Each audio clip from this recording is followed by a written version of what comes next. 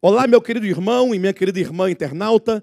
Neste momento, vocês assistirão a uma maravilhosa ministração da Palavra de Deus, completamente baseada nas Escrituras Sagradas. Uma palavra que visa a edificação do corpo de Cristo, que visa ao aumento de nossa fé, a edificação da nossa fé, a todos nós que amamos a Deus e que aguardamos pela sua segunda vinda.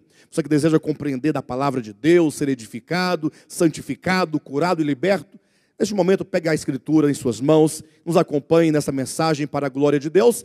Não se esqueça que no final você pode, inclusive, compartilhar com seus amigos essa mensagem, pode sinalizar com um joinha aqui embaixo do seu vídeo e mesmo tecer os seus comentários em o nome de Jesus.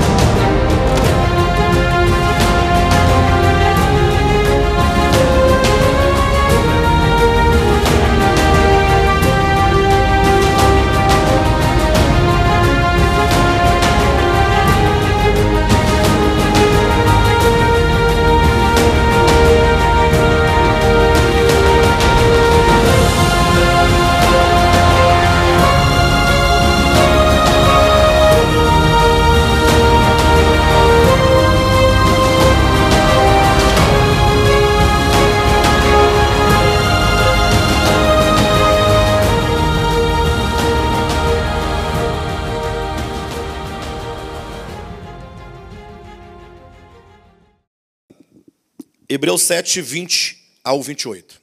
Diz assim: E visto que não é sem prestar juramento, porque aqueles sem juramento são feitos sacerdotes, mas este com juramento, por aquele que lhe disse, o Senhor jurou, e não se arrependerá, tu és sacerdote para sempre. Por isso mesmo Jesus tem sido tornado, se tem tornado o fiador de superior aliança. Ora, aqueles são feitos sacerdotes em maior número, porque são impedidos pela morte de continuar. Este, no entanto, porque continua para sempre, tem o seu sacerdócio imutável. Por isso também pode salvar completamente os que por ele se chegam a Deus, vivendo sempre para interceder por eles.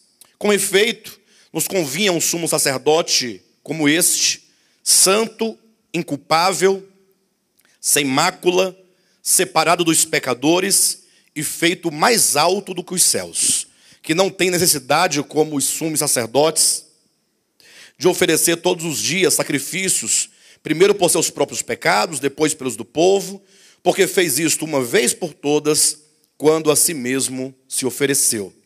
Porque a lei constitui sumos sacerdotes, a homens sujeitos à fraqueza, mas a palavra do juramento, que foi posterior à lei, constitui o Filho perfeito para sempre. Mas vamos dividir esse trecho aqui das Escrituras em algumas partes. A primeira parte é o versículo 20 até o versículo 22. Se os irmãos notarem bem na Bíblia dos irmãos aí, o número 20, talvez na sua versão, está em negrito. Confere. Não, assim no caso, se não for o número, é a primeira letra, ou a primeira sílaba, se for, né? A primeira sílaba, a primeira letra, ou a primeira palavra, ou a primeira letra mesmo, em negrito. Confere ou não? Aí no 23 ocorre novamente, não? Sim. E aí no 26 ocorre de novo. Essa marcação em negrito, seja da letra, primeira letra ou do número do versículo, quer dizer o fim de um parágrafo. É assim que se marca para você entender quando conclui um parágrafo de acordo com a tradução e a versão. Ok? Então, do versículo 20 até o 22, nós temos aí uma parte. Do 23 ao 25, nós temos uma outra parte, do 26 em diante outra parte. Vamos dividir, portanto, em 3 partes e vamos ver se nós conseguimos hoje esgotar e encerrar esse capítulo 7. Perfeito? Vamos lá, então vamos ler a primeira parte, versículo 20 até o 22. E visto que não é sem prestar juramento, porque aqueles sem juramento são feitos sacerdotes, mas este com juramento por aquele que lhe disse, o Senhor jurou e não se arrependerá, tu és sacerdote para sempre, por isso mesmo Jesus se tem tornado fiador de superior aliança. E há uma coisa interessante aqui, e isso é devido, muito provavelmente, à questão de tradução. E também de versão, né? Mas sobretudo de tradução. E as versões vão às vezes, percebendo essas dificuldades na tradução e vão se aperfeiçoando. Porque se os irmãos perceberem, pelo menos na minha Bíblia aqui, nessa versão atualizada, tem um ponto vírgula depois do versículo 21. É sacerdote para sempre. Ponto vírgula. O que implica que, se encerrasse aqui uma parte desse período, a ideia ficaria um pouco vaga. Ficaria faltando a oração principal, para dar sentido. Observe. E visto que não é sem prestar juramento, porque aqueles sem juramento são feitos sacerdotes, mas este com juramento por aquele que lhe disse, o Senhor jurou e não se arrependerá, tu és sacerdote para sempre. Em algumas versões vem um ponto final, aqui vem um ponto e vírgula. O fato é que a ideia, e visto que não é sem prestar juramento, se completa no versículo 22. Jesus se tem tornado fiador de superior aliança. Ou seja, por que Jesus se torna fiador de uma superior aliança? Porque ele jurou? Por que Jesus foi feito fiador de uma superior aliança? A ideia aqui é simples. É que vamos pensar em termos de 2 alianças. A aliança do Sinai e a aliança do Calvário. A aliança do Sinai é a aliança que Deus fez com o povo de Israel, exclusivamente com a nação de Israel, na base da lei, cujo sacerdócio que ministrava aquela aliança, que era a base do relacionamento de Deus com o povo de Israel, era o sacerdócio araônico, ou o sacerdócio levítico. Alguém pergunta, pastor, por que araônico ou levítico? Araônico, levítico, porque o sacerdócio pertencia única e exclusivamente à tribo de Levi. Por isso se diz sacerdócio levítico. Nenhuma das outras 11 tribos podia fazer parte do sacerdócio. Por isso, se o sacerdócio é da tribo de Levi, se diz que é o sacerdócio levítico. E se diz araônico porque a tribo de Levi era muito grande. Então, a casa de Levi, ou melhor, desculpe-me, a casa de Arão, que era uma das famílias da tribo de Levi, era a tribo, ou melhor, era a família que era responsável, a quem coube, da parte de Deus, o exercício do cuidado espiritual, ritualístico do templo no Antigo Testamento. Ou seja, havia outras famílias que também eram levitas e que cuidavam de alguma maneira, ou estavam de alguma maneira relacionadas ao templo. Não, porém, ao ofício dos cultos, da adoração, dos rituais, dos sacrifícios. Havia outras 2 casas lá, de outras famílias, cuidava da limpeza, cuidava de transportar, digamos, o tabernáculo, quando o povo de Israel estava peregrinando, então levava de um lado para o outro, enfim. De todo modo, quando se diz sacerdote levítico, se refere à tribo, araônico, à casa ou à família dessa tribo, a quem cabia o exercício espiritual do culto, da adoração, dos rituais, dos sacrifícios que ocorriam diariamente no templo. Então nós estamos pensando aqui numa aliança do Antigo Testamento. Na verdade, ela funda o Antigo Testamento. E esse é um ponto muito importante, porque, infelizmente, em razão dos muitos anos que a igreja ficou na história sem a compreensão da Escritura, sobretudo na Idade Média, e mesmo tendo vindo depois da Reforma Protestante, muito pouco se trouxe acerca desse assunto. Eles enfatizaram outros aspectos da verdade, no caso a Reforma Protestante, ou a Igreja Reformada, enquanto que essa divisão de Antiga Aliança, Nova Aliança, Antigo Testamento, no Novo Testamento, isso foi deixado, não foi muito propagado, não foi muito falado, ficou como um tema paralelo, um tema melhor, um tema marginal na teologia reformada. E quando veio, então, o movimento evangélico, ou o movimento carismático, que é o pentecostal, não pentecostal, aí pronto, acabou de arruinar tudo, porque eles fizeram uma confusão só. Eles entendem que a Bíblia deve ser seguida como um todo, e parece até meio diferente falar seguida como um todo, né? E não deve seguir a Bíblia, não, devemos seguir a Cristo, né? Nós somos discípulos de Jesus Cristo. A Bíblia cristã é o Novo Testamento. O Antigo Testamento está aqui, é a Bíblia judaica, e nos serve de parâmetro de interpretação e de compreensão do seu cumprimento na pessoa de Jesus Cristo no Novo Testamento. Ocorre, então, que eles fazem uma confusão só. De sorte que eu diria, se alguém quer seguir a Bíblia como um todo, siga. Você vai ficar maluco, não vai conseguir. E isso porque a Bíblia é um livro histórico. E ela está, então, ela perpassa os tempos, as culturas. Então tem muita coisa que está na Escritura, na Bíblia como um todo, que se você fosse praticar hoje, você seria preso. Seria preso. Imagina só você querer seguir olho por olho, dente por dente. Você vai ser preso. Imagina só você querer seguir lá Gênesis capítulo 9, quando Deus fala para Noé que o homem que matar algum outro homem pagará a vida do outro com a sua própria vida. Isso é pena de morte. Se você quiser aplicar isso em forma de obediência ao autor da Bíblia, você vai ser preso também. Então, assim, a Bíblia ela deve ser lida e compreendida levando em conta a sua própria relatividade. Agora, quando eu digo a própria relatividade da Escritura, não sou eu que estou relativizando a Escritura. Não sou eu, como muitos nos acusam, nós somos liberais, teólogos liberais. Não, o fato é que a própria Escritura, ela em si mesma, nos ensina que há muito do que aqui está que se tornou obsoleto, se tornou ultrapassado. Você pode ler, por exemplo, Hebreus capítulo 8, versículo 13. Ao se referir à antiga aliança, o Novo Testamento nos afirma categoricamente que a antiga aliança tornou-se obsoleta, portanto ultrapassada. Ela não se aplica aos cristãos do Novo Testamento. Por outro lado, também, se você ler 2 Coríntios, capítulo 3, do versículo 6 em diante, você vai encontrar o apóstolo Paulo ensinando, alto e bom som, que os judeus ainda se mantinham, em razão, pelo fato de eles não terem reconhecido a Jesus como Messias, eles continuavam com a leitura da lei dos profetas.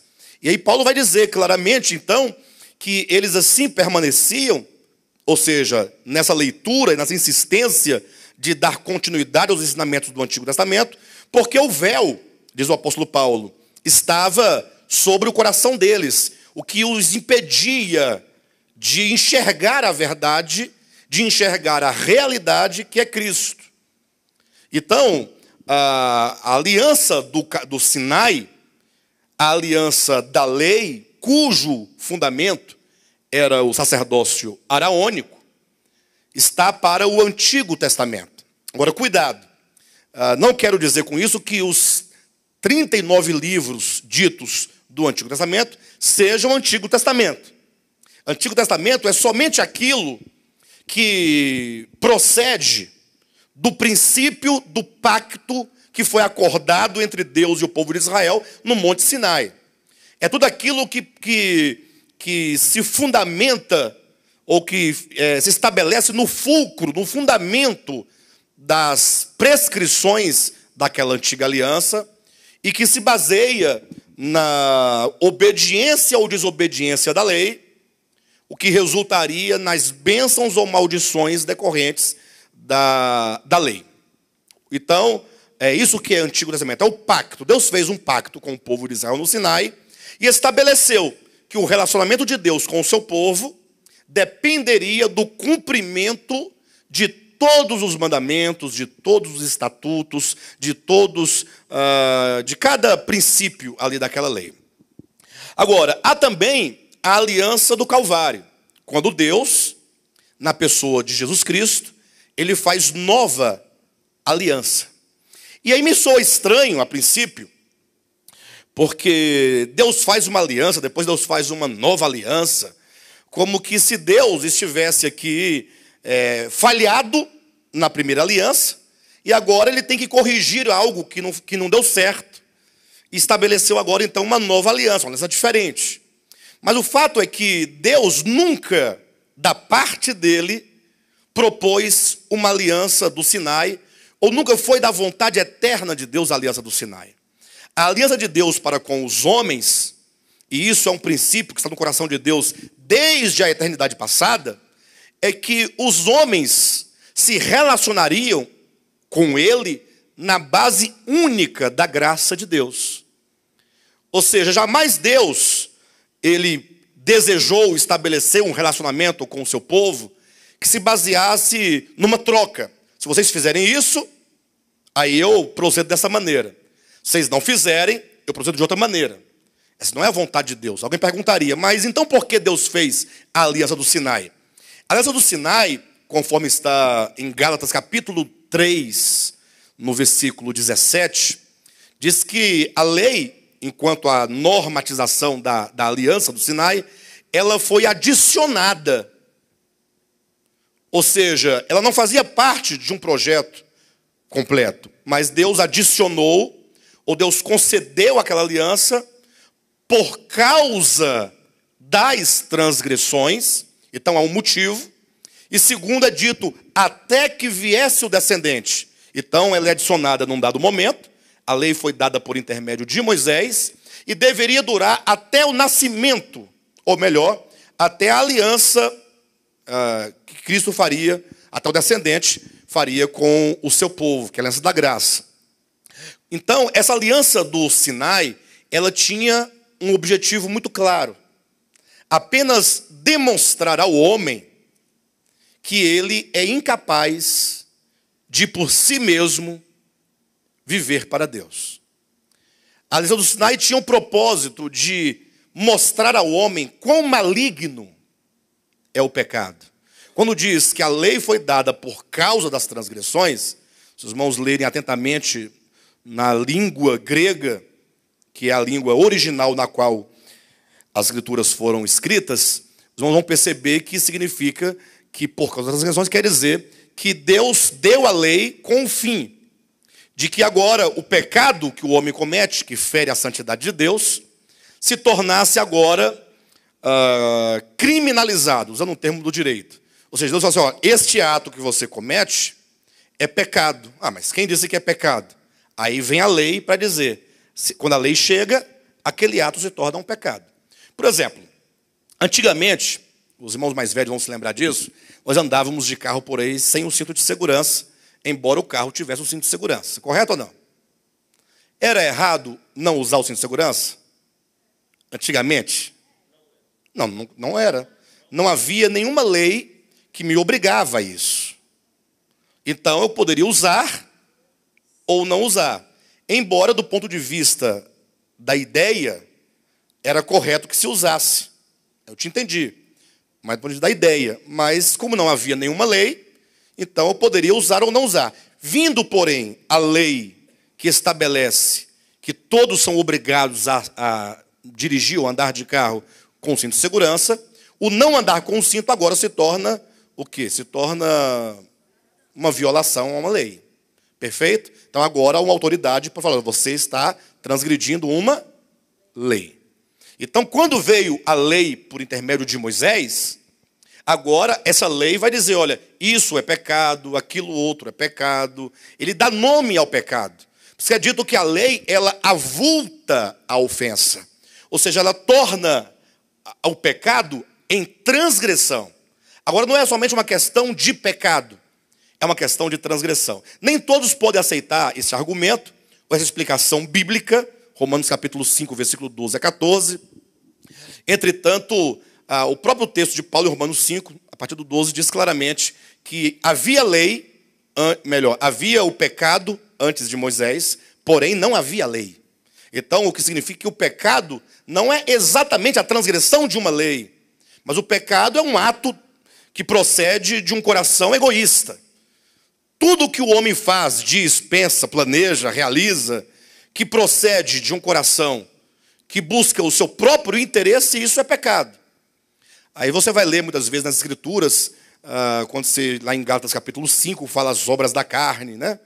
Aí vai enumerando. Por que aqueles itens lá são chamados de obras da carne? Algum dia você já parou para analisar cada uma daquelas chamadas obras da carne e compará-las ao que se diz que é o fruto do Espírito? E aí você vai encontrar uma diferença fundamental e única entre o fruto do Espírito e as obras da carne. É que as obras da carne, todas elas procedem do egoísmo humano. Ao passo que o fruto do Espírito sempre está voltado para o outro. Ele é altruísta, é o amor, é a paz, a longanimidade, a benignidade, a mansidão. Ou seja, é aquilo que o Espírito promove dentro do homem, ele realiza dentro do homem, ele faz nascer dentro do homem, para que os homens se relacionem na base geral do amor.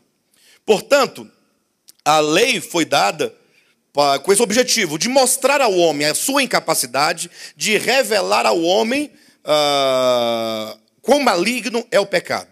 Então, nós temos duas alianças, nós temos 2 sacerdócios, e, portanto, é dito, nós vimos semana passada e retrasada, que a primeira aliança ela não funcionou, a lei não aperfeiçoou nada. Isso por quê? Porque ela estava baseada num sacerdócio que não tinha em si mesmo a realidade das coisas. E a Bíblia então vai dizer que o Novo Testamento, agora essa aliança que Cristo faz com o seu povo, com aqueles que nele creem, é baseado num outro sacerdócio que possui outras características diferentes. Então, o que ocorre? Quando nós lemos a Escritura, você encontra lá Novo Testamento, quer dizer, Deus agora, ele vem ao homem e estabelece uma nova forma de relacionamento. Quando eu digo nova, não quero dizer inédita, eu quero dizer apenas que ela é nova, já disse aqui várias vezes, na sua essência, no sentido de que ela é sempre aplicável, ela nunca envelhece, ela nunca caduca, ela nunca se torna obsoleta, baseado num sacerdócio eterno, um sacerdócio imutável. E, para tanto, tem que haver algumas diferenças entre os 2 sacerdócios, entre as 2 alianças, entre os 2 testamentos, que torna evidente por que o Novo Testamento, ou a Nova Aliança, ou que seja o sacerdócio de Melquisedeque, é superior ao Antigo. Por que Deus mudou o sacerdócio? Por que Deus mudou a lei? Por que Deus mudou a aliança? E isso é fundamental. Quem compreende essas coisas jamais vai ficar perdido nas páginas das Escrituras com um pretexto ou mesmo na ignorância de como se deve servir a Deus. O fato é que nessa primeira parte aqui de Hebreus capítulo 7, versículo 11 a 22, é dito que o Senhor, Jesus, em ressurreição, ele se torna, como diz o texto, fiador de superior aliança. E o primeiro ponto que o apóstolo coloca é o fato de que os sacerdotes e sumos sacerdotes da antiga aliança, eles eram estabelecidos ou constituídos sem juramento. Ou seja, eles eram colocados ali num papel interino até que viesse de fato o grande sumo sacerdote, aquele que efetivamente iria conduzir os homens ao estágio da perfeição, ou conduzi-los à perfeição. Aí ele argumenta dizendo o seguinte, que os sacerdotes do Antigo Testamento, e mesmo os sumos sacerdotes, eles vinham de uma linhagem. Então Deus escolheu ali Arão, num dado momento, e agora os filhos de Arão, consequentemente, fatalmente, ao atingirem a idade da maioridade, eles passariam a servir como sacerdotes. Ao passo que o Filho de Deus não. O Filho de Deus ele é constituído sacerdote por meio de um juramento. Ou seja, Deus já havia pré-estabelecido que o seu Filho é quem levaria a cabo esse sacerdócio. Que o seu Filho é quem levaria a cabo, levaria os homens à perfeição. Ou seja, Deus não foi pego de surpresa quando a antiga aliança falhou. Deus não foi pego de surpresa quando o sacerdócio araônico fracassou. Deus não ficou espantado e falou, vamos procurar agora uma alternativa para resolver um problema que não deu certo. Não, na verdade, Deus já sabia de tudo isso. O sacerdócio de Cristo é eterno. E foi feito, ou Cristo foi constituído mediante juramento. Agora, no versículo 28, me parece, nessa tradução, nessa versão aqui, que traz um pequeno probleminha nisso que estamos colocando. Diz assim: porque a lei constitui sumos sacerdotes a homens sujeitos à fraqueza. Mas a palavra do juramento, que foi posterior à lei, constitui o Filho perfeito para sempre. Aí me parece, pelo que eu estou lendo aqui, que o Senhor estabeleceu os sacerdotes antigos, embora sem juramento, e que num dado momento, então, posterior, depois da lei, ele então resolveu fazer um juramento sobre o seu filho, tornando-o sumo sacerdote para sempre. Conforme diz o texto, posterior à lei. Será que seria esse o correto entendimento desse texto? Eu vejo exatamente o contrário disso. O Cristo de Deus, ele foi constituído sacerdote, ou sumo sacerdote de Deus, desde a eternidade, e, portanto, antes da lei. Então, quando você lê esse texto, e você pega a palavra posterior, lá no grego bíblico, você vai encontrar uma palavra que todos vocês já conhecem, certamente, que é meta. O vendedor de uma loja, ou de algum consórcio, alguma coisa nesse sentido, ele entende muito bem o que é uma meta. A pessoa chega, o patrão, ou ele próprio, fala: não, vamos estabelecer para você uma meta. Você tem que vender tanto até tal dia. Então você tem um objetivo. Você tem o quê? Um alvo. Você tem uma meta. Eu pergunto, a meta, ela é posterior ou ela é anterior? A meta.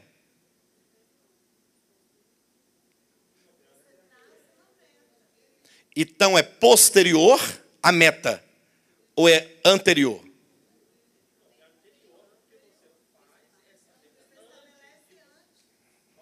Então é o quê?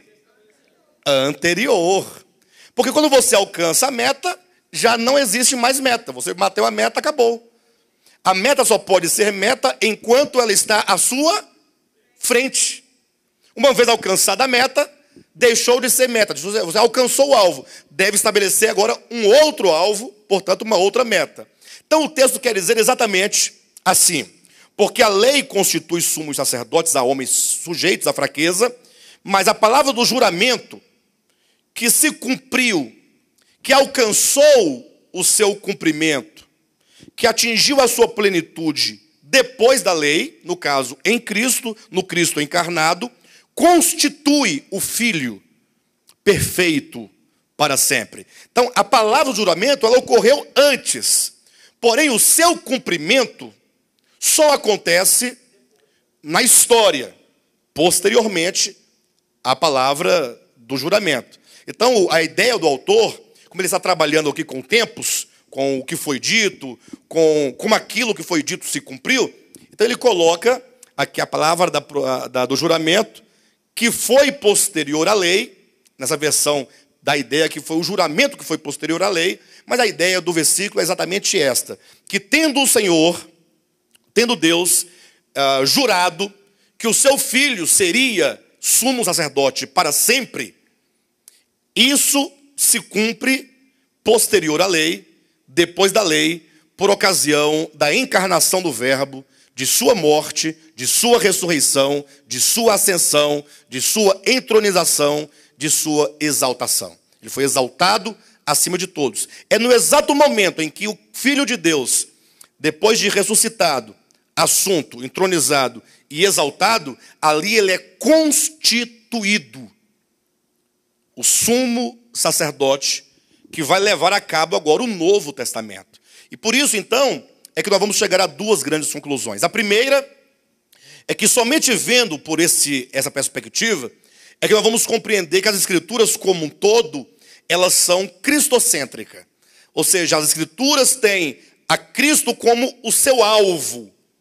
Ou seja, se nós lermos a Bíblia tendo Cristo como a essência da verdade, tendo Cristo como sendo o alvo de toda a Escritura, ou vendo a Escritura como sendo um testemunho de Cristo, se isso for compreendido, nós vamos nos apegar a Cristo, sabendo que Ele é o cumprimento de todas as profecias, é o cumprimento dos juramentos, ou do juramento de Deus. Nele tudo alcança a perfeição. É nele que a verdade ganha corpo e ganha realidade na história dos homens. E por esse motivo o apóstolo então vai dizer que pelo fato de o Cristo de Deus ser aquele que não estar ali por qualquer motivo, senão pelo desígnio do Pai, senão pela vontade do Pai, o Filho é constituído sumo sacerdote porque o Pai assim determinou, porque o Pai o estabeleceu, e não o estabeleceu de qualquer modo, mas mediante juramento. Por esta razão, Cristo se torna fiador de superior aliança. E aí nós vamos entender um segundo ponto muito importante. Ora, se Cristo se torna fiador de uma superior aliança, isso me leva a algumas conjecturas que são verdadeiras. A aliança do Sinai, ela é inferior. Isso é natural que se entenda dessa maneira.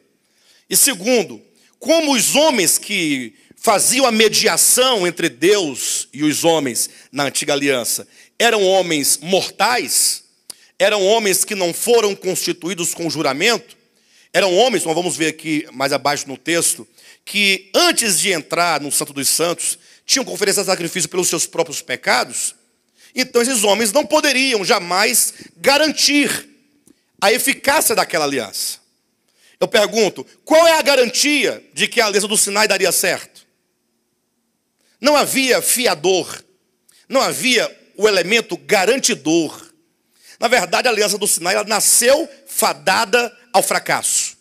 E Deus sabia disso. Ou seja, quando Deus dá aqueles mandamentos dizendo assim, olha, se você atentamente ouvir minha voz e os mandamentos meus obedecer. Conhece? O Senhor teu Deus está aqui. Benditos sereis na terra, benditos. Engraçado, né? Então, nunca foi. Então, essa aliança nasce no Sinai, fadada ao fracasso. Deus sabia disso.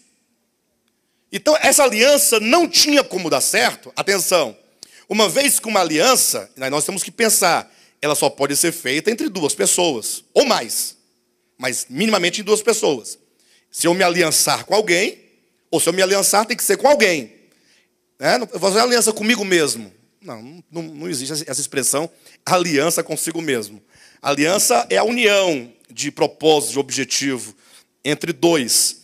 Então, entre Deus, um lado da aliança do Sinai, e o povo, do outro lado, estava quem? Moisés como mediador. Mas Moisés, coitado, nem ele próprio entrou na boa terra de Canaã, que era a grande bênção da antiga aliança. Qual era a grande bênção da antiga aliança? Olha, se o povo cumprisse os mandamentos todos, eles herdariam uma boa terra, que mana leite e mel, uma terra boa, uma terra de ribeiros, de fontes, de mananciais, uma terra fértil, cujo céu não reteria a chuva sobre ela, uma terra que seria não somente abençoada nos aspectos materiais, mas uma terra protegida por Deus contra todos os inimigos. Mas Moisés, o mediador dessa aliança, não estava ali para garantir o cumprimento daquela aliança. Ele estava apenas trazendo de Deus as informações aos homens, de modo então que o próprio Moisés não entrou na boa terra de Canaã. Então a antiga aliança, para ter o seu sucesso, para obter o seu sucesso, era preciso que as duas partes fossem fiéis. Numa aliança não requer fidelidade ou não requer fidelidade? Quando quebra de um lado, a aliança se desfaz. Então Deus deveria ser fiel em tudo o que ele disse. E o povo de Israel deveria ser fiel em tudo aquilo que Deus ordenou que se fizesse. Então, como o povo de Israel, assim como qualquer homem da terra, não é capaz de cumprir tudo o que está escrito no livro da lei, então, nesse caso, essa aliança, ela estava fadada ao fracasso. Eis a razão porque em Jeremias capítulo 31, versículo 31 em diante, o profeta diz da parte de Deus: eis aí vem dias, diz o Senhor, em que firmarei nova aliança com a casa de Israel, com a casa de Judá, depois desses dias, e não conforme a aliança que eu fiz com seus pais no dia em que os tirei da terra do Egito, para os desposar. Pelo contrário, na sua mente imprimirei minhas leis, e nos seus corações as inscreverei.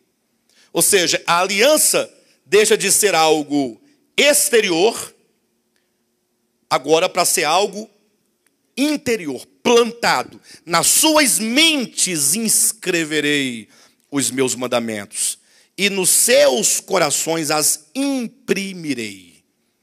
E isso faz toda a diferença. Então, daqui a pouco a gente volta para o imprimir e para o inscrever na mente e no coração a lei de Deus, de maneira então que na nova aliança é diferente. A nova aliança, Deus faz nova aliança com o seu povo, no caso do Novo Testamento, com aqueles que creem, primeiramente, de sorte agora que Cristo, ele se torna o fiador de superior aliança. Superior em razão do próprio elemento garantia. Essa aliança não tem como fracassar. A aliança do Calvário, de Cristo, da graça, ela não tem como ser frustrada pelos homens. Por uma razão muito simples. Quando diz que Cristo é o fiador, cuidado com a palavra fiador.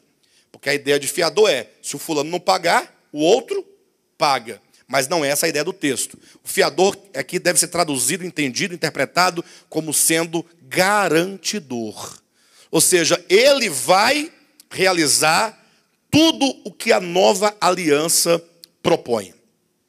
Cristo agora, ele se coloca como sendo a garantia. Isso porque, como homem, ele viveu sem pecado, sem culpa, sem dolo. Isso não vai nos remeter ao que diz a partir do versículo 23, ou melhor, 26. Com efeito nos convinha um sumo sacerdote como este, santo, inculpável, sem mácula, separado dos pecadores e feito mais alto do que os céus. Então, o que garante é que nessa nova aliança, Deus não está exigindo do homem, para que a aliança funcione, a sua obediência. Já imaginaram se a nossa salvação, ou qualquer outra bênção proveniente da nova aliança, fosse alcançada mediante o nosso esforço e a nossa capacidade de obedecer todas as coisas? Talvez é porque nós não pensamos. Às vezes a gente vai assim, na nossa irreflexão, nós vamos acabando acreditando, porque nós não criticamos, nós não refletimos, nós não consideramos a nossa ilusão, e achar que nós somos capazes de agradar a Deus. É verdade que nós somos capazes de agradar a Deus eventualmente, mas ainda assim isso é obra da graça no coração do homem. Não é do homem o buscar a Deus. E a grande prova disso somos nós mesmos. Basta você olhar para a sua própria experiência e você vai perceber que o pecar ou viver de acordo com a carne é a coisa mais natural que existe para todos nós. Alguém que se esforça para viver na carne, tem que haver um esforço. Gente, pelo amor de Deus, estou sendo tentado aqui a fazer isso, mas eu não quero fazer, eu odeio fazer isso. Estou sendo obrigado a fazer. Querem me obrigar a aborrecer o irmão. Você vê que as obras da carne, elas são naturais, elas fluem. Você não tem que fazer absolutamente nada para viver na carne. Basta acordar e falar, estou aqui. Comecei o dia, comecei na carne. Agora, já observaram que servir a Deus, as coisas concernentes a Deus, são difíceis? São difíceis. Gente, mas por que todo esse sacrifício? E por que essa dificuldade toda, se a nova aliança não exige essas coisas? Talvez nós não estejamos entendendo bem, então, o Novo Testamento. É verdade que a coisa mais difícil que tem é ser cristão. É um cristão genuíno de acordo com o Evangelho. Até alguns comentam eventualmente, pastor, será que nós vamos alcançar isso? Pastor, será que é possível alcançar isso? Então vamos entender algumas coisas acerca dessa nova aliança. Primeiro, há um elemento garantidor, que é Cristo. Ele é a garantia. É o que Paulo dizia em Filipenses capítulo 1, versículo 6. Aquele que começou boa obra há de completar. Segundo, é que essa salvação que se efetuará, essa perfeição que se alcançará por meio da nova aliança, ela é uma questão tão natural para aqueles que nasceram de novo, quanto é o viver na carne. Isso por quê? Porque, como nós falamos agora há pouco, tanto lá de Jeremias 31, quanto de Hebreus capítulo 8, versículos 10, 11 e 12, o fato é que na nova aliança, agora o Senhor lhe inscreve dentro do homem a sua vontade. E escreve as suas leis dentro do homem. Ora, o que significa isso? Será que o Espírito Santo foi lá com um ponteiro ou com uma caneta celestial e escreveu os 10 mandamentos na mente do homem, no coração do homem? O que quer dizer, na nova aliança, eu inscreverei as minhas leis e as imprimirei na mente e no coração do homem. Ora, significa que Deus vai colocar a própria vontade dele dentro de nós. A vontade de Deus se torna, então, a nossa vontade. Pastor, engraçado, até hoje eu já tive muita vontade de Deus, vontade da vontade de Deus. Mas, na maioria das vezes, eu não tenho muita vontade da vontade de Deus. Exatamente porque nós, em razão do vício ou do costume do cachimbo, nós ainda vivendo na nova aliança, vivemos de acordo com os princípios da antiga. Num esforço descomunal, numa tentativa de alcançar o inatingível, alcançar o que o homem não pode de si mesmo alcançar, aí você quer aplicar os seus próprios esforços numa busca de algo que o homem outrora não conseguiu.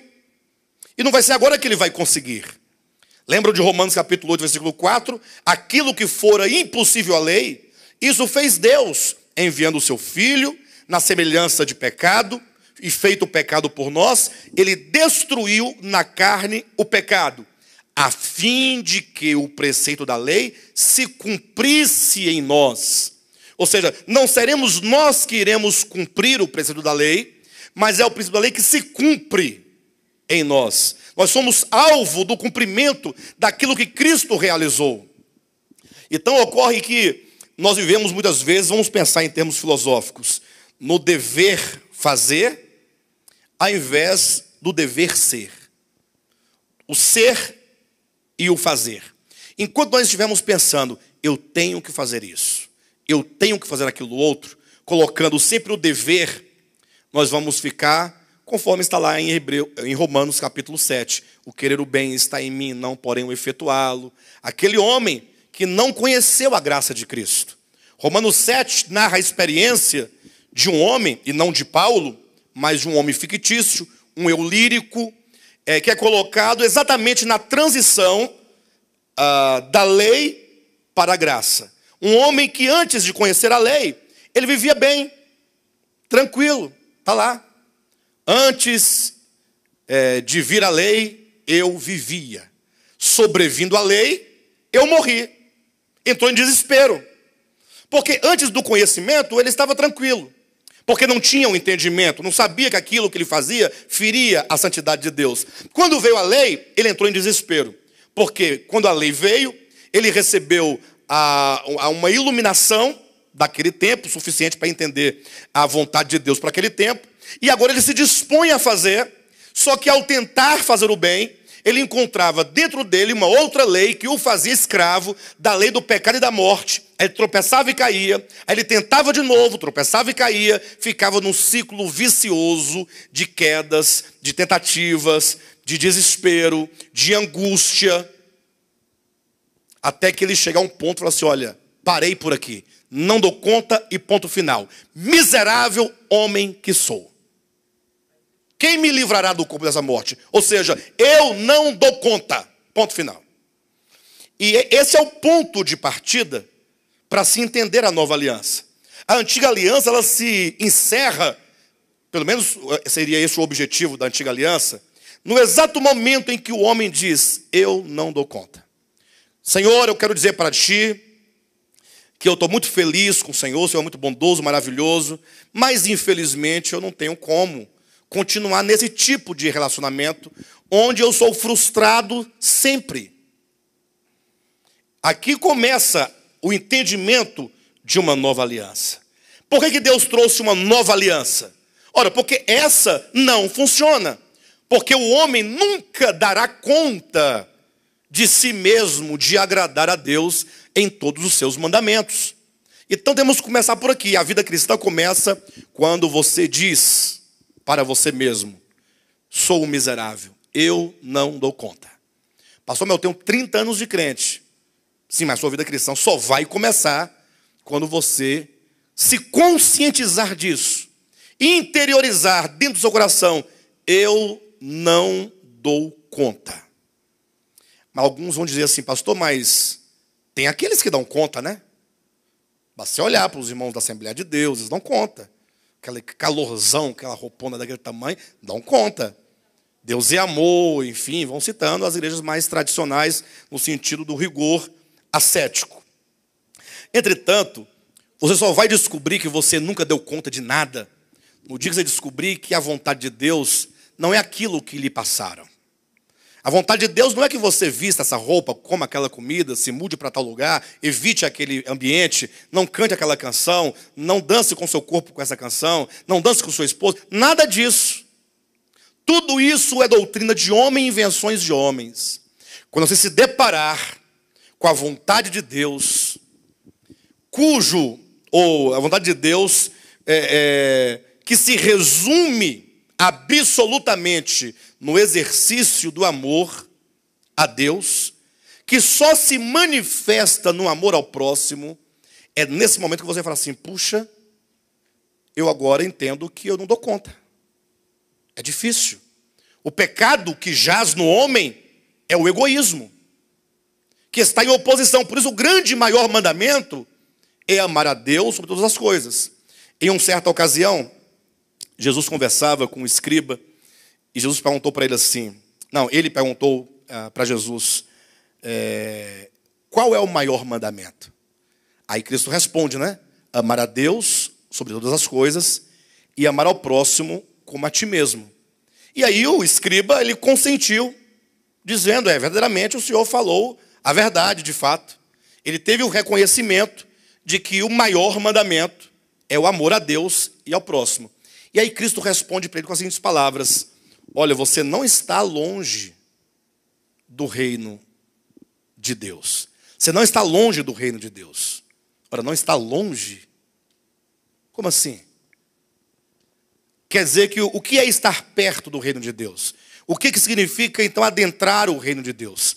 Cristo veio dizer também em outro lugar assim: publicanos e meretrizes vos precedem no reino de Deus. Ora, como é que publicanos e meretrizes? Vamos falar de meretrizes que nós vamos entender melhor. Vamos colocar prostitutas, o termo mais usual, mais claro. Como é que as prostitutas entram no reino de Deus? Primeiro que fariseus, escribas, anciãos, pastores, bispos, apóstolos, os líderes da igreja, do povo, na igreja do Antigo Testamento ou do Novo Testamento. Por que os religiosos entram depois das meretrizes? Ora, porque elas estão mais próximas do reino de Deus. Mas por que elas estão mais próximas? Simples. E aí Jesus vai dizer que aquele escriba estava próximo ou não estava longe do reino de Deus pelo reconhecimento de que o amor a Deus e ao próximo é o alvo da vontade de Deus nos homens.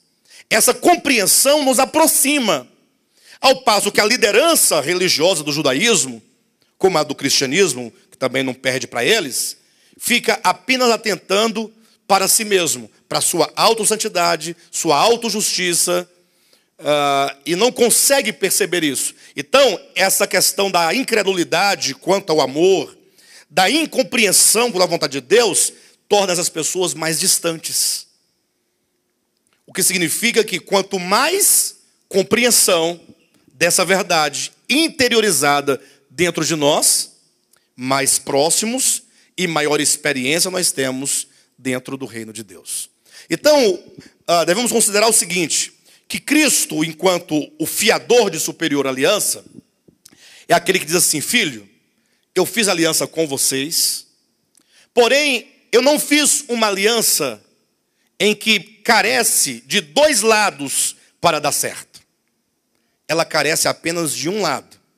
Gálatas capítulo 3, versículo 21 ou 20, salvo engano, diz exatamente sobre essa questão da aliança, diz assim: Deus não é de dois, é de um só. Ou seja, Ele fez a aliança conosco e Ele garantiu realizar e cumprir em nós toda a sua vontade. Alguém pergunta, ora, e como Ele fará isso? Como isso ocorrerá? Se você pensar em fiador enquanto se nós não pagarmos Ele paga, aí o texto perde todo o sentido. Mas se você entender como garantidor, muda. Não pense você jamais que esse fiador é assim. Não, de qualquer jeito nós vamos estar na glória. Eu vou dificultar um pouquinho o caminho, mas no final os irmãos vão entender que vai dar certo. Não, se Cristo é o fiador, então está certo. Eu conseguindo ou não, fazendo ou não, eu sendo ou não, estarei lá. Ele é o fiador. Como se fosse uma questão meramente objetiva. Veja o que diz o versículo 25. Então vamos ler aqui o versículo 23 em diante. Ora, aqueles, tratando-se do sumo sacerdote da antiga aliança, são feitos sacerdotes em maior número, porque são impedidos pela morte de continuar. Este, tratando-se de Cristo, no entanto, porque continua para sempre, tem o seu sacerdócio imutável. Por isso, porque ele é imortal, o sacerdócio é eterno, porque o elemento constituinte dessa aliança e desse sacerdócio é o poder da vida indissolúvel, que está aqui no versículo, capítulo 7, versículo 16, constituído não conforme a lei de mandamento carnal, mas segundo o poder da vida indissolúvel. Ou seja, existe uma vida indissolúvel que habita em nós e que essa vida, portanto, é a base na qual Cristo realiza o sacerdócio. Ela vai garantir o sucesso dessa aliança, quando no 25 diz assim: por isso também, porque o sacerdócio é imutável, porque a vida é indissolúvel, porque a aliança não é exterior, porque a aliança não depende de dois, porque a aliança não depende da nossa mera obediência. Por isso também pode salvar totalmente os que por ele se chegam a Deus, vivendo sempre para interceder por eles. Ou seja, o fato de Cristo ser o fiador, o garantidor, significa que ele pode, e ele tem o poder, e ele finalmente fará de nos salvar completamente. Ou seja, aqueles que estavam na antiga aliança não tinham nenhuma garantia de alcançar a perfeição. Agora, os que estão sob a nova aliança podem ter a certeza de que o Senhor não somente é suficiente, mas Ele fará. Ele nos salvará completamente. Isso é um fato. Agora, a grande questão é o processo. E esse processo de experiência dessa salvação completa é que muitas vezes obstrui o caminho. E aí o texto é claro para nós. Ao invés de nós querermos fazer para alcançar algo, fazer para conquistar algo, é dito, ele pode salvar totalmente os que por ele se chegam a Deus. Então, a nossa parte dessa aliança, e é o que geralmente costuma retardar o processo, é nos achegarmos a Deus. Quando nos achegamos a Deus, então, essa salvação, ela se opera. Agora, nos achegamos a Deus por meio de Cristo. Quando diz, se achegam a Deus por meio dele. Então, Cristo, ele vive a interceder, ele vive a clamar, ele vive a operar dentro de nós uma salvação na medida e na proporção, na razão direta do nosso aproximar-nos de Deus por meio de Cristo. Pastor, como é que eu faço para me aproximar? Pois não, minha irmã.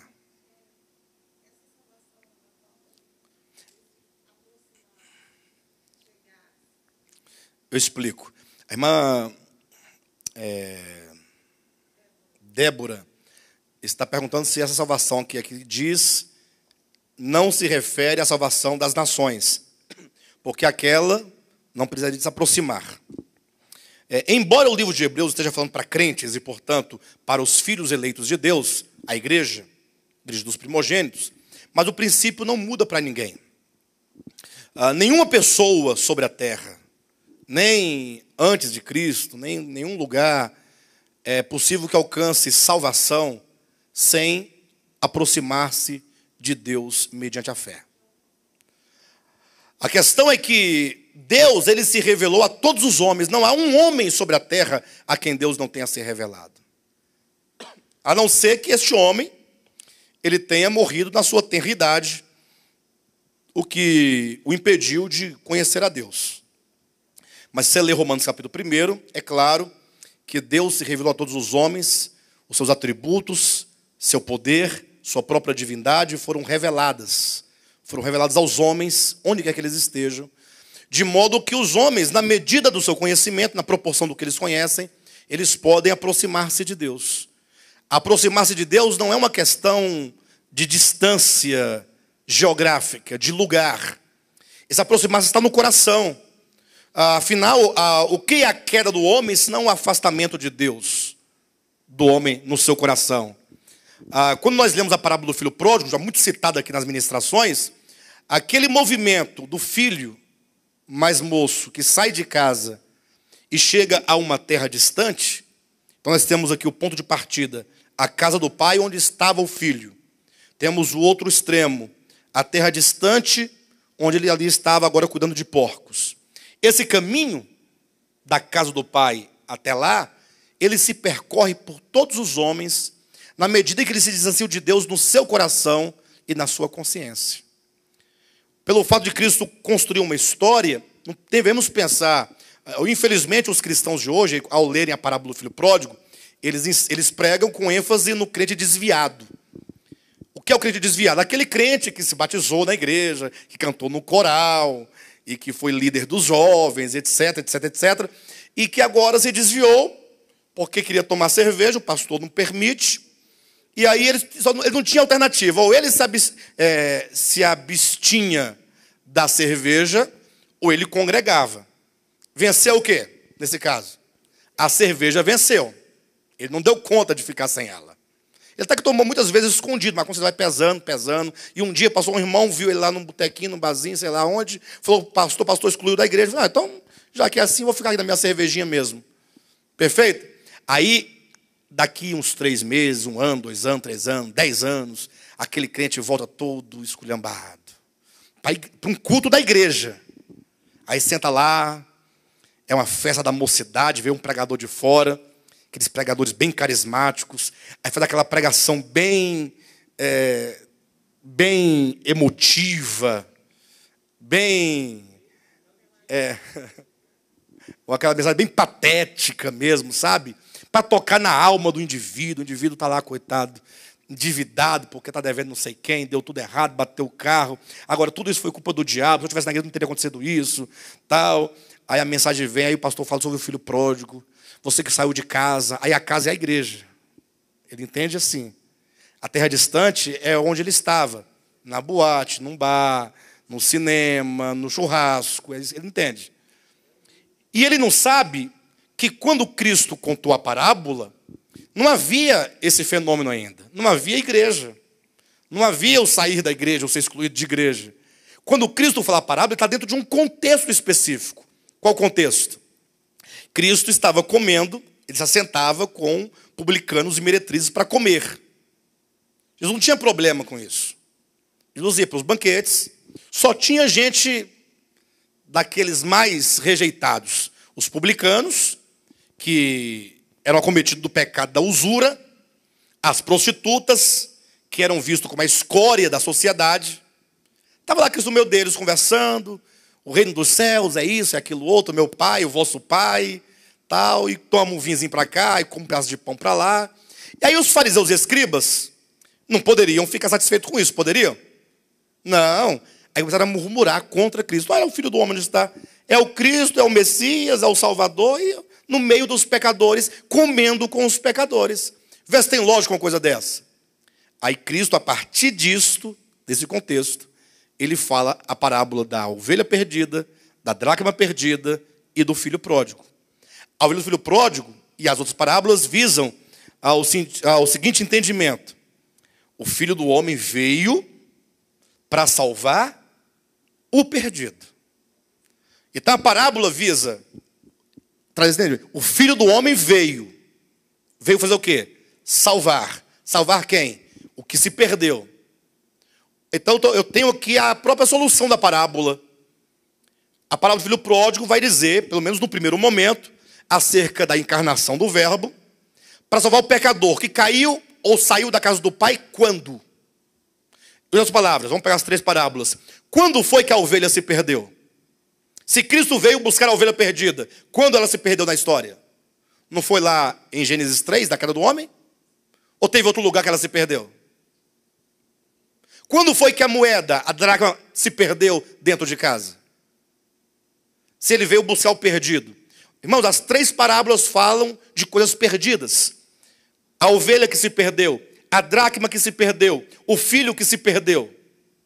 Este meu filho estava morto e reviveu. Estava perdido e foi achado. A palavra perder, o verbo perder, é a ideia de cada uma das 3 parábolas. Então o filho do homem veio buscar a ovelha perdida, a dracma perdida, o filho perdido. Quando foi que a ovelha, a dracma e o filho se perderam? No Éden. A parábola, portanto, trata de quê? Da queda do homem e do plano de Deus de redenção.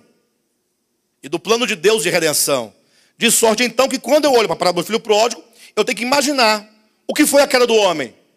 Ora, foi o homem que estava em casa, na casa do pai, filho do pai, herdeiro do pai, tinha as bênçãos do pai, e começou, então, pouco a pouco, a começar de um pequeno detalhe que foi se agravando no seu coração, na sua consciência, e ele foi se aborrecendo do pai. Mas por que queria se aborrecendo do pai?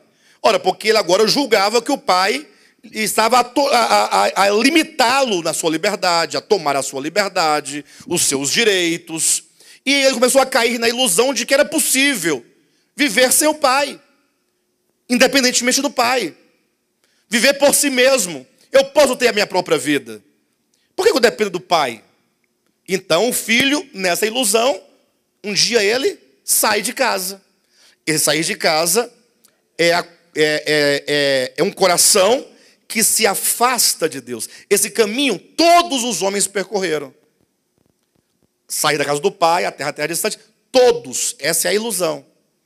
Então a graça de Deus, a salvação de Deus, não é outra coisa, senão o voltar-se a Deus, o se aproximar de Deus, o retornar à casa de Deus, mediante a graça. Então, nesse sentido, todos se voltam a Deus na medida e na proporção daquilo que Deus lhe revelou acerca dele mesmo. Perfeito? Bem, de todo modo, o fato é que a salvação, ela opera mediante o aproximar-se de Deus. Alguém pergunta, pastor, como é que eu posso me aproximar de Deus? Eu quero ser salvo plenamente. Como é que eu faço? Eu sei que agora eu estou dentro de uma nova aliança, que tem um elemento garantidor, que é o próprio Cristo, enquanto fiador. Eu sei que Cristo vai cumprir cabalmente a sua obra, uma vez que essa aliança não depende de 2. Eu sei que eu não preciso de impor os meus próprios esforços para tentar agradar a Deus, que eu não estou na antiga aliança. Mas eu sei que eu tenho a necessidade de ser salvo completamente. E que eu preciso, para tanto, me aproximar de Deus por meio do seu Filho. Como, de maneira prática, eu posso me aproximar de Deus? Essa é a pergunta. E esta é a solução para todos nós. Se nós entendermos isso, tudo ficará mais simples. E deixa eu dizer algo para os irmãos. Neste ponto, a igreja, eu falo igreja, não o corpo místico de Cristo. Neste ponto eu falo sobre igreja enquanto uma assembleia de pessoas. Os irmãos sabem que a palavra eclésia, que é igreja em grego, significa reunião de pessoas. E não é um termo exclusivo para coisa espiritual, não. Na Grécia, quando os homens se reuniam para debater um assunto da polis, da cidade, qualquer coisa do sentido, ali estava uma igreja. Quando alguém se encontra com várias pessoas para debater um assunto, seja ele qual for, ali haverá uma eclésia, uma igreja. Então esse termo é usado por Cristo em Mateus capítulo 16, Mateus 18, depois vai surgir no livro de Atos dos Apóstolos, infinitamente no Novo Testamento, de sorte então que a Bíblia fala de igreja enquanto ajuntamento, e não enquanto corpo místico de Cristo. É lógico que existe a igreja no aspecto místico, no aspecto espiritual, que inclui os apóstolos que já morreram, todos aqueles que já morreram no tempo, aqueles que ainda vão vir. Esse não é local, é uma experiência por uma posição que nós temos em Cristo por meio da santificação. Agora, existe um fator, eu chamo de um fato social, porque é algo que é visto e comprovado, tanto na sociedade do primeiro século, como de lá para cá sempre houve, é que os cristãos, eles se reúnem. Há uma necessidade de se reunir, de se congregar. Vocês estão aqui agora, eu também estou aqui. Deixamos nossas casas e viemos para aqui. No domingo estaremos aqui também reunidos. Por que nós nos reunimos? Qual é o papel desta igreja local, dessa reunião, desse congregar? Para que serve essa coisa? Infelizmente, nós temos visto que esse congregar só serve para criar contenda.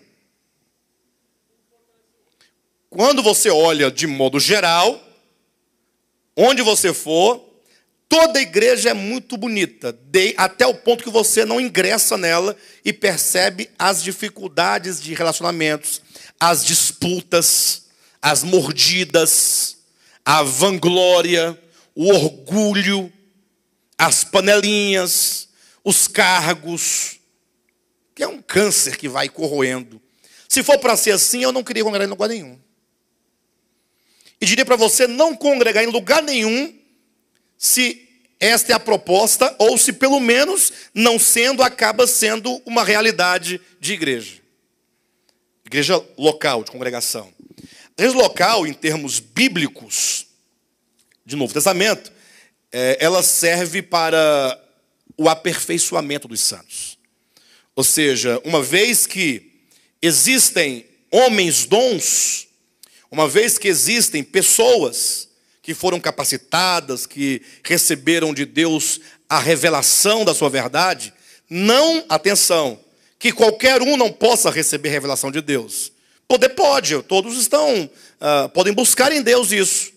Mas a história nos mostra, e a própria Escritura neotestamentária também nos ensina e nos mostra, que Deus, a uns dá 5 talentos, a outros dá 3 talentos, a outros dá 2 talentos. Não é isso ou não? Ou melhor, 5, 3, 1, né? Não tem 2, é 5, 3, 1 talentos. Bem, de todo modo, Deus, por uma questão da sua vontade, não sei quais são os critérios que ele se utiliza, eu sei que ele escolhe pessoas, como em toda a história ele escolheu. Paulo, por exemplo, Gálatas capítulo 1, versículo 15, diz claramente que ele foi uma pessoa escolhida para levar o evangelho aos gentios. Bom, Deus escolheu, esse é o vaso que vai fazer essa tarefa na minha obra. Agora vai explicar o porquê. Talvez eu não escolheria ele, Saulo de Tarso. Deus escolheu. E assim como Efésios capítulo 4, versículo 11, diz que Deus concedeu uns para apóstolos, outros para profetas, outros para evangelistas e outros para pastores e mestres. Então, a igreja se reúne e deve se reunir, ou deveria se reunir, sempre nessa busca de ser ou de receber revelação da parte de Deus. Qual busca? Não, certamente. Se vocês vêm aqui em busca da revelação de Deus, está buscando quem? Agora, se você veio, se o Istma veio me ver, aí é perda de tempo. Vai ver um artista aí, alguém que vale a pena humanamente ver. Ou se você veio ver outra pessoa, se você vem porque você canta no conjunto foi boa. Tem tempo que eu não falo essa palavra, conjunto. Se você veio porque você tem um cargo e você fica ali na liderança, se você veio porque seus pais vieram, nada disso tem valor.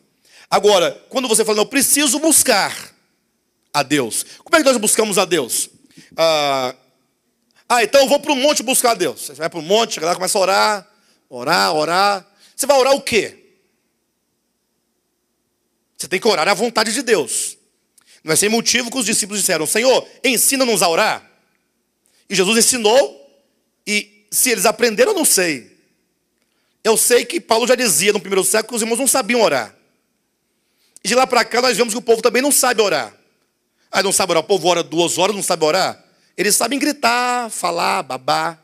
Agora, orar, verdade. Agora, orar à vontade de Deus é outra coisa.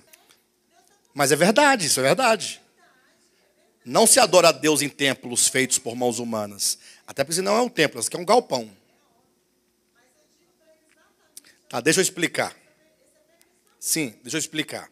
É verdade. A irmã Débora está trazendo aqui a questão, é que quando ela diz aos filhos, aos jovens, pessoas em geral, geralmente os jovens, né, que devem congregar para buscar a Deus, eles dizem que congregar não é buscar a Deus, porque o pastor Alexandre ensinou e mostrou na Bíblia que Deus está em nós e, portanto, onde ele estiver, ele estará.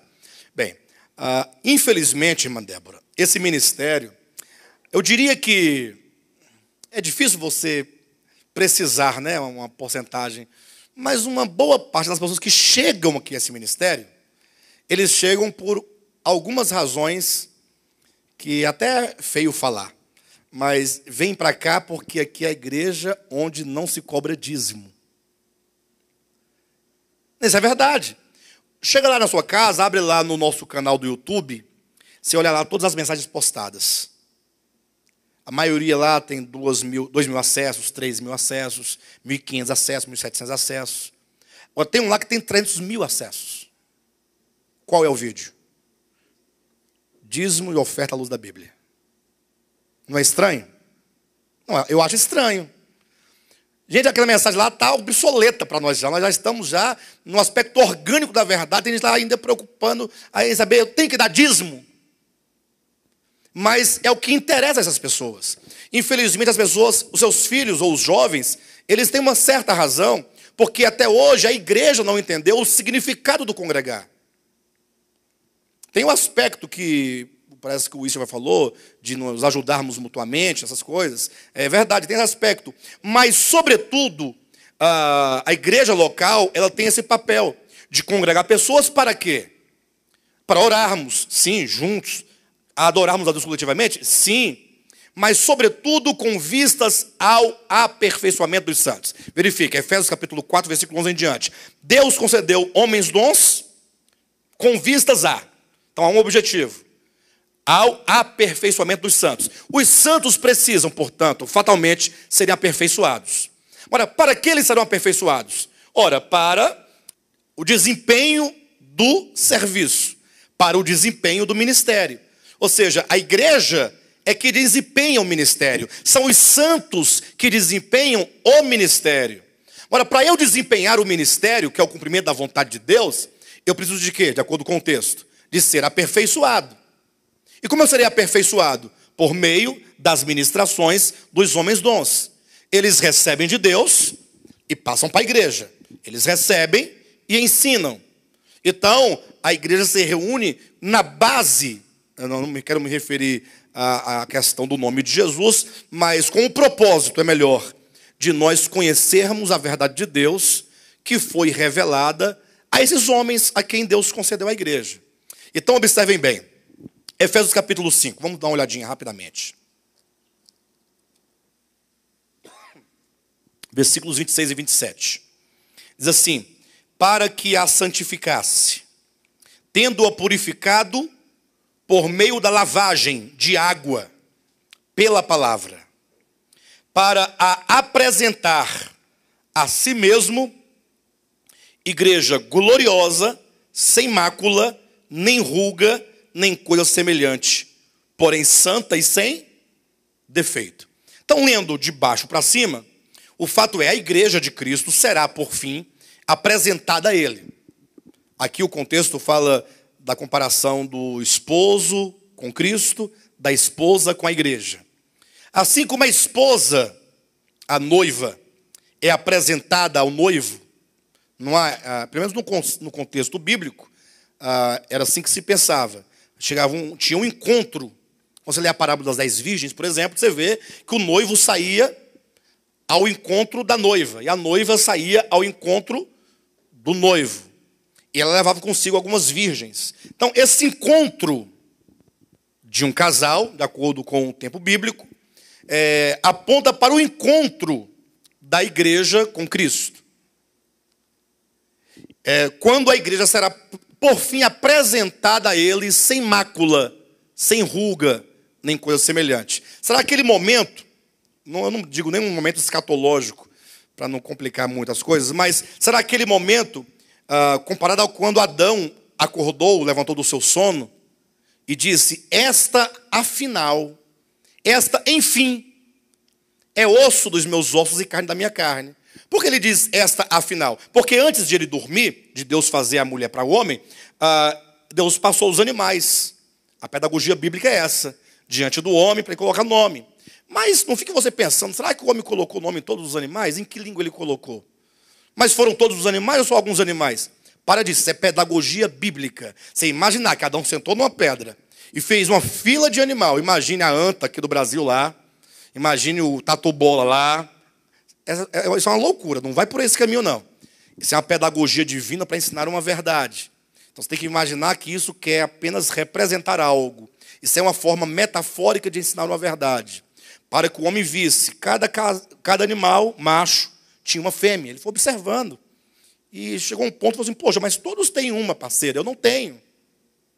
E a expectativa de Adão é que ele encontrasse nessa fila uma que tivesse sozinha, sem o parceiro, para ser dele.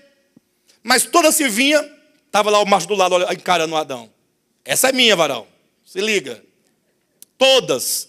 Acabou a fila, acabaram os animais, e diz a Bíblia, para o homem, todavia, não se achava uma esposa que lhe fosse idônea. Não tinha. Todos os animais fêmea já estavam acompanhadas. Todos já estavam casadas. Não tinha uma para Adão. É aí, nesse momento, que Adão fica pensando, poxa, não tem. E ainda que tivesse, não era compatível a ele. É um animal, ele é um homem. Não casa, não combina. Né? Não havia zoofilia naquela época. Né? Então, nada disso, não tinha jeito. Ele precisava de uma mulher, carne da sua carne, osso de seus ossos. Certo ou não? Não tinha. Aí Deus tira dele próprio e faz uma esposa. Ele diz, esta sim, esta, afinal, é compatível a mim. Então, esse momento vai acontecer quando Cristo dizer para a igreja, ou sobre a igreja, esta, afinal, enfim, esta é carne da minha carne e osso dos meus ossos. Ou seja, ela é interiormente semelhante a mim e exteriormente semelhante a mim. Então, nós temos aqui, portanto, um momento. Isso que vai acontecer. Agora, como que isso vai acontecer? Aí diz, por meio da santificação. Agora, e como vai acontecer a santificação? Está aqui no texto, ó.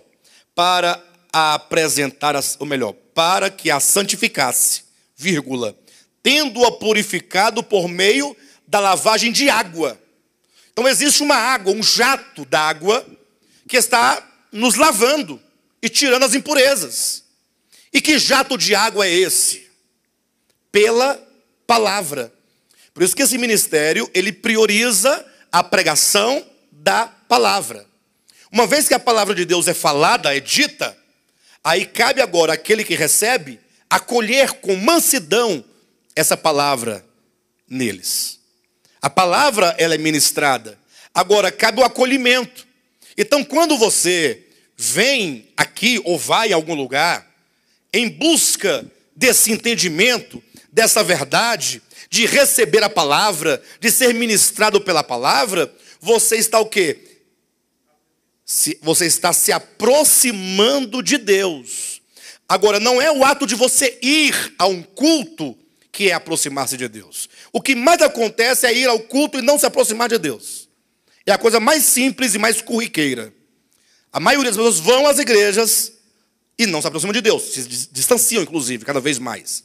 Agora, você congregar com os irmãos, para receber a palavra, para compreender a palavra, para acolher a palavra, para orar a palavra, e essa palavra te iluminar, essa palavra te lavar, e essa palavra vai gerando uma consciência, uma nova consciência acerca de Deus. Isso é apenas um dos aspectos. A leitura da palavra, quando você toma a palavra para conhecer a Cristo, para conhecer a Deus, é um modo de se aproximar dele. A oração, quando você faz com consciência do que está fazendo, não essas orações que nós ouvimos por aí, que se faz na base do egoísmo, da barganha, de um desejo desenfreado por aquisição de coisas. Não, mas a oração do reino, quando você ora no seu coração, Jesus ensina a orar dizendo assim, assim, ele elenca os pontos, então você está se aproximando de Deus. Quando você agora vai entendendo essa verdade, e olha que esse ministério, nesses últimos 2 anos, tem recebido uma compreensão da verdade descomunal, como nós nunca nesse ministério tivemos outrora, um avanço de entendimento profundo, que nos tira dos encaixotamentos das verdades no aspecto doutrinário, e nos coloca agora de frente com nós mesmos, de frente com nossos problemas, de frente com o nosso coração, com a nossa consciência, de frente com Deus, com a verdade, com a realidade, que nos exige agora não saber uma teologia, saber uma doutrina, mas que nos chama a um desenvolvimento de uma consciência que seja de acordo com o próprio Deus. Então, mais do que nunca, todos esses aspectos, eles são meios de se buscar a Deus. Buscar a Deus é você ficar meditando com as mãos para cima, cantando um hino, chorando. Tudo isso aí pode até ser buscar a Deus em algum sentido, mas não necessariamente. O buscar a Deus é você buscar as coisas relacionadas a Ele. Ou seja, buscar, pois, em primeiro lugar o reino de Deus, significa você colocar em primeiro plano na sua vida Deus e a sua vontade, Deus, o seu reino, Deus e a sua justiça. E, para tanto, você precisa conhecer isso, para que você, conhecendo, possa, então, proceder de acordo com essa verdade. Perfeito? Então, a salvação em nós, ela tem uma garantia, ela vai acontecer, porque Cristo é o garantidor, Ele é o fiador da nova aliança. Entretanto, por que ela se prolonga tanto? Por que ela demora tanto a acontecer? Ora, porque nós, por um motivo ou outro, não estamos buscando a Deus. Pastor, mas eu tenho 50 anos e não estou buscando a Deus? É o que estou te colocando. Vai que essa sua busca seja um mero rito religioso. Se for isso, você vai ficar mais 200 anos e não vai dar nada. Mas fique tranquilo. As dores de parto vão aumentar e o filho será gerado. Ou seja, Cristo, Ele nos garante que vai concluir a obra, ainda que seja no mundo vindouro, mas vai acontecer.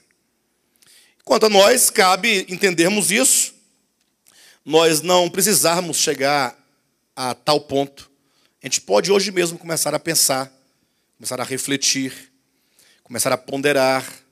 Aí você vai começar a ter uma comunhão com Deus mais pura, mais desprovida de qualquer interesse material, de qualquer orgulho, mas procurar aproximar-se de Deus para conhecê-lo. Senhor, eu quero te conhecer.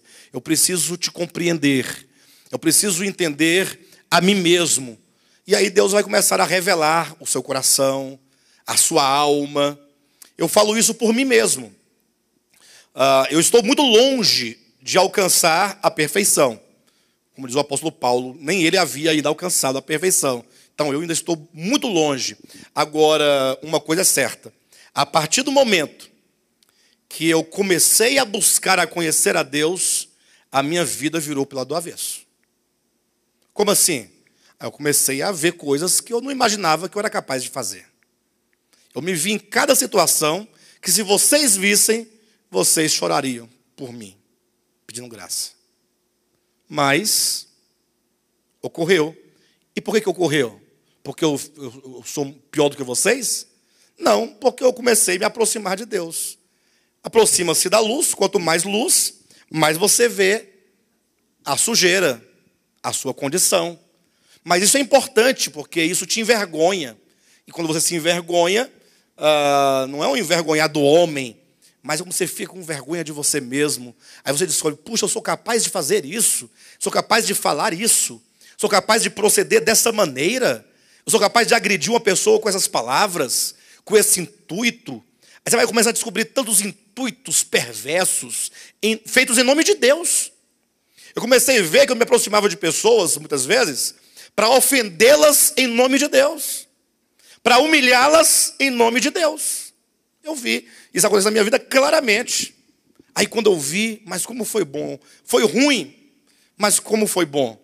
Eu vi, entristeci, angustiei, chorei, mas foi bom, porque isso agora está marcado dentro de mim. Marcado. Quando surge situação semelhante, vem, pum. Aí você fala, bem, eu sei que isso é mal, sei que isso é perverso, sei que isso é egoísta, sei que isso é diabólico, sei que isso é maligno, sei que isso é carnal. Aí é a hora que você, então, tem de Deus o poder. Mas não é um poder para ficar tremendo, não, caindo no chão, não. O poder é a capacidade de reflexão, de compreensão e de consciência formada. E não proceder daquele modo.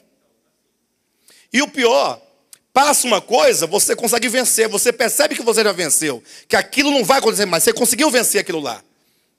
E por que conseguiu vencer? Porque a consciência foi formada naquele aspecto. Aquela área foi trabalhada.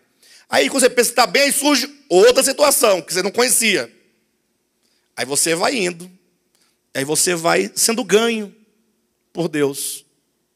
Deus vai te revelando, Ele vai mostrando, e Ele vai, juntamente com a visão, Ele vai trazendo arrependimento. Arrependimento não é você falar, estou arrependido disso. Arrependimento é quando o seu coração, ele se entristece profundamente por aquilo que você fez, que desagradou a Deus ou ao seu próximo. Se não houver essa tristeza profunda, essa angústia profunda, como diz a Bíblia, a tristeza segundo Deus gera arrependimento. Se não houver essa tristeza, se você não sentir no seu coração, nos seus rins, profundamente uma dor, não gera mudanças. Por isso, às vezes você se arrepende de algo, agora e amanhã faz de novo. Se arrepende, faz de novo. Se arrepende, porque você nunca se arrependeu. Porque arrepender-se não é dizer, puxa, eu estou arrependido. Arrependimento é mudança de mente. É mudança de coração. É uma mudança real que ocorre dentro do coração. Então, na medida que nós nos arrependemos, de fato, é porque houve uma ação do Espírito de Deus dentro de você. E muito dificilmente você volta àquela prática. Mas não pensa que está perfeito, não. Deus vai te mostrar ainda centenas de coisas. Centenas de coisas. Mas o certo é que nós temos um sumo sacerdote, que é fiador de uma superior aliança, que é superior a todos os sacerdotes, o sumo sacerdote do Antigo Testamento, porque ele não é impedido pela morte de continuar, ele é eterno, porque ele efetuou um sacrifício único e eterno, e porque ele foi feito mais alto que os céus, e ele pode salvar completamente a todos que por ele se chegam a Deus. Tá bom?